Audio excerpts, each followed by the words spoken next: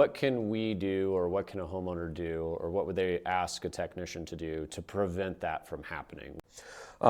Definitely. I mean, you're going to have your contactors, just like a switch for the condenser. Thermostat calls for cooling. It basically turns on the switch out here. That contactor's constantly opening and slamming shut. You got a capacitor that's always getting these motors spinning in the right direction, help getting them up and going.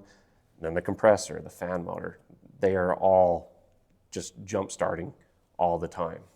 Got it.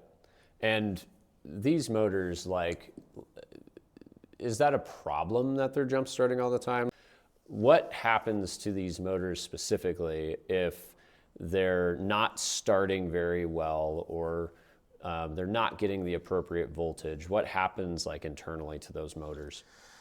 They're going to get weaker. You know, those windings are insulated. They're going to draw more power, you know, to try and get up and going. The amps are going to increase on it to try and just get running.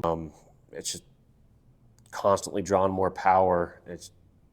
The insulation is going to wear off in the windings, or we're just going to get a short, because over time, when we're drawing more power consistently, and when you're drawing more power like that, they're also probably having, you know, heat being generated as well. So just don't go together very well. I think what you said about the heat was a key point for me, because thinking about how these windings are created, you have these hundreds of feet of a very, very tiny copper wire. So when we have heat that is being caused through amp draw or something else that happens, if I have that little plastic, that coating that's just on that wire, and it starts melting, and I have two windings short, what happens inside of that motor?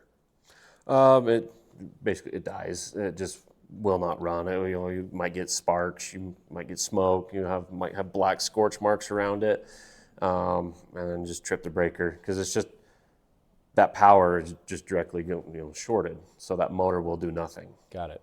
So what can we do, or what can a homeowner do, or what would they ask a technician to do to prevent that from happening? What would we want the technician to look at if we're talking about like the compressor and the fan motor? What would be the two items that we could look at to kind of help ensure that that future doesn't happen for the customer?